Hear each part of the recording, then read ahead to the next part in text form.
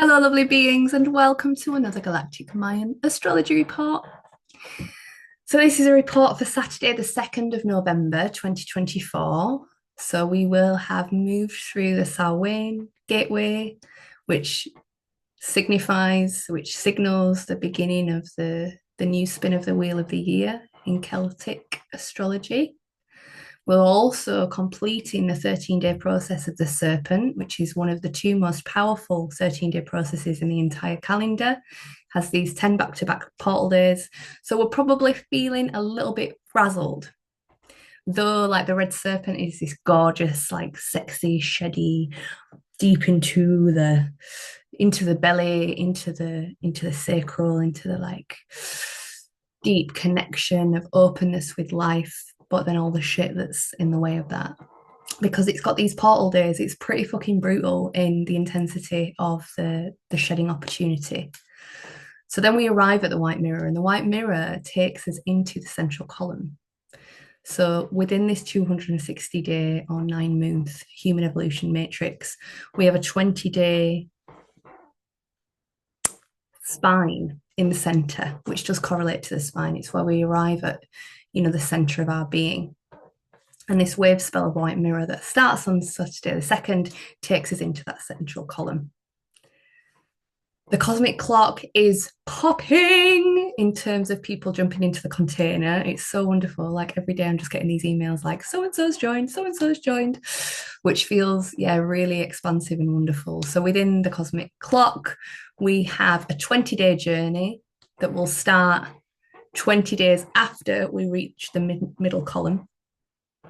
So we're probably about 40 days away from just over the beginning of the course now. And, there's 3 modules. And in those modules, we dive deeply into the Mayan archetypes and the different facets of what it is to be a human and how to consciously relate with and evolve through these archetypes that we are. And we look at, how to work out your own astrology and other people's astrology and all of that jazz. Then we look at the 13 tones and the 13-day processes and the significance of the 13 and the 13 moons and the 13 years. We also look at galactic histories and, really, really cutting through to open some of the ideas of what we're doing here. It's a really wonderful transmission. So there's video content, there's an amazing workbook, and then we're also gathering for 7 ceremonies. It's going to be so wonderful. So yes, details are below. The other thing that I will say is, in the course of the White Mirror Wavespell, I am going to be uploading a video of somebody very dear to me that I interviewed who is a white mirror. And the reason that I felt to, something that I'd really like to do more on the channel, is to kind of bring the elders in with their wisdom, particularly in response to the archetype that they are. Because when people reach a certain point in their lifetime and have been doing the work, they really embody their archetype. And that's the best transmission of getting to know an archetype. It's like, here's a living one. Let's ask them some questions. So as I say, on the 2nd, we move into the White Mirror Wave spell. And the White Mirror Wave spell is multifaceted. It's about the mirror of reality, and it's about the sword of truth. So the mirror of reality is such a deep, profound teaching for all of us. And essentially, I feel that it is the code that unlocks the door from duality and into unity. Because what it allows us to witness is that everything starts within us. Everything that unfolds in our lives starts somewhere within us. There's something inside of us that says yes to that experience. There's something inside of us that needs that experience to catalyze something. And when we are opening to doing the work and attempting to become conscious, when we can read reality in that way, it supports us with our empowerment profoundly. So the law of attraction kind of fits into the mirror of reality. So this notion that, like, whatever's going on in our subconscious mind is what we attract towards us. But I guess there's an extra step to that, which is because we are being invited to release whatever the story is. And when we can really see these patterns that play out in our lives and the way that they repeat, though, yes, always there is something, if it's relational, there is something happening with the other person. There's also something happening with us that means that we're a match for one another. Sometimes this is where the New Age teachings can get a little bit shadowy and easy to manipulate. Sometimes the law of attraction teachings can make people quite susceptible to abuse because, oh, it's all me and that other person, isn't, this whole idea of projection. I don't really believe in projection in the same way I think as other people, because with my experience, what I've found is, yes, we have our stories of wounding that we are often repeating within relationships and situations so that we can see them. But that other also has their own stories and also is behaving in a way that matches.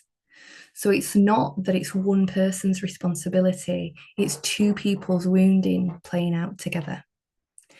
But the trick is for us to take what we're seeing in our reality, the limitations, the pain, the whatever, and bring it inside. What is this about for me? Where does this come from? And how can I let it go? How can I heal it? So something's been going on for me recently that when I've traced it back, it's the severance of love that I experienced when my mum died. And just upon reflection, once I've kind of got the recognition of like, oh wow, this isn't about now. This is something that's been happening within my life forever. Either I've been the one to cut and run, or situations have been cut from me. So it's that like big tear in my personal history that's been repeating up until now. Now, the other person that I've been journeying this with, they've got their own story, their own wounding, that means that they embody that behavior, and that's their journey to go on. And this is my journey to go on.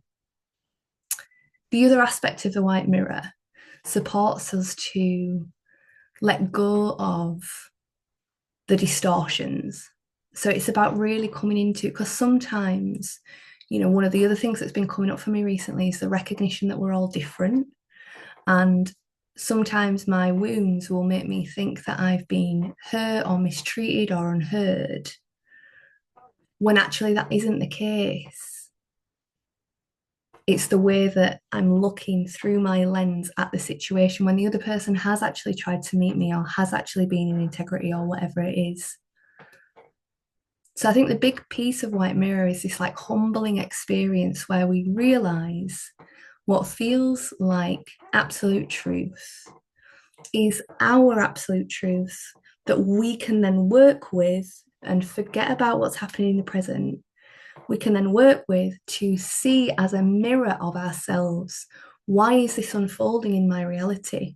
What is this showing me? And when we can utilize that mirror, the levels that we can go to in healing ourselves, i.e., letting go of historic trauma or bringing parts of us that are asleep to waking life, is profound. The other aspect of the white mirror is this sword of truth energy. So it's a real opportunity for us to cut through the bullshit, to cut through the illusions. And in order for us to be on this journey, we've got to face our shadow. We've got to face the bullshit that we tell ourselves. If something feels like a familiar thought loop, if something feels like, oh, this always happens, or if it's something that we think about often, or if it's something that we experience often, that is on us. It's our pattern. It's our pattern. And the beauty of journeying this way means that we can really begin to take responsibility for ourselves, take responsibility for our lives. And when we turn it inwards, that's when things can change and transform.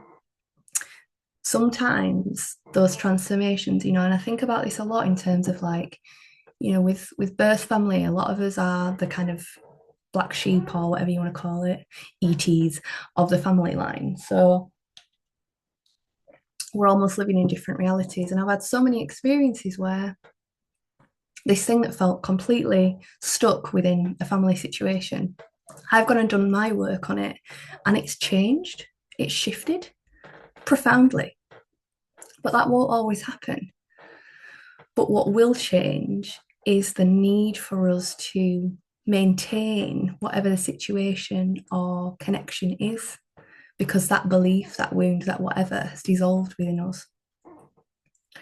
So, White Mirror gives us this really wonderful opportunity to change our reality. If what we are seeing and experiencing doesn't feel loving or truthful, that isn't a marker that something's wrong. It's a marker that something's going on. And what we can then do, like Yana, this was like secondhand quotage from a dear sister Mish, who said that our friend Yana had come up with this thing, which is such an amazing term. Take the trigger to the mirror and the boundary to the person. Something's going on. Fuck me, this feels massive. This is overwhelming. This is too much. Bring it in, journey it ourselves. And then from there, we can set the boundary with the other from a neutral space. And often we want to tell the story, we want to go through all the stuff. I know that I do. And sometimes that is right, you know, sometimes we need that. But a lot of the time, we just need to set the new stage. It's like, okay, this is what's acceptable for me. Are you down for meeting me here? Can we lovingly meet here? Or is there anything that you need to put on the table? And then can we meet in the middle of that? So within this process of White Mirror, this is a time of refining ourselves, of being real with ourselves, of supporting one another to witness ourselves. And, you know, it's so much easier for us to see the blind spots on others than it is to recognize our own blind spots. And this is why having like really conscious, honest communities is really important, because often people point out blind spots in arguments, but when that energy is activated, there's nowhere to go with it because it's used as a weapon. Whereas when you've got a loving community that are like, have you thought about this thing? Have you noticed that? What's going on for you in this? As opposed to the like, oh yeah, fuck them, they're in our bed, blah, blah, blah. Then we have this safe space where we can begin to unravel what it is that's actually meaning that we're constantly repeating these stories in our lives.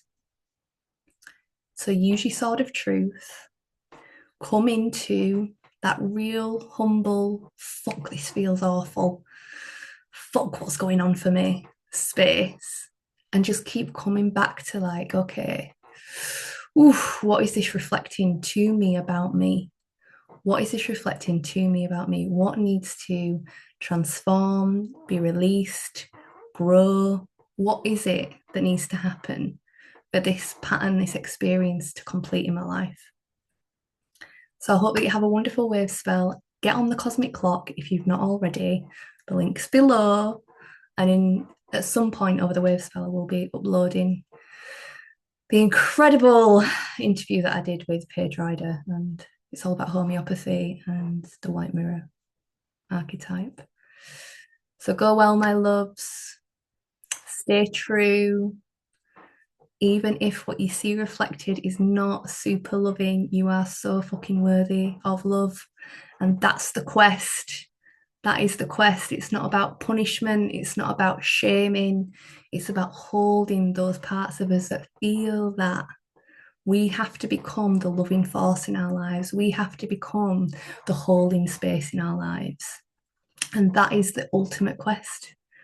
How can we hold ourselves while staying in super deep truth and honesty? Because often, like, the shame just bounces out the truth, doesn't it? It's like, oh no, I can't go there. Fuck that. No, that's not me. No, that's them. Oh. Whereas actually, when we can go, oh, flipping heck, and I'm still worthy of love. And I'm still going to hold myself in that because that's the best that I could do, or that results from that experience, or whatever it is, as we grow our capacities to really mean our yes and mean our no, and show up in integrity to the truth of our inner kingdom. And sometimes the truth of our inner kingdom is really fucking looking at ourselves, really fucking looking at ourselves and questioning why we perpetuate these situations in our lives, and taking that sword and being ready to fucking slice down all the wonky ways of getting our needs met so that we can come into, I have got myself and I can be vulnerable and I can own my shit.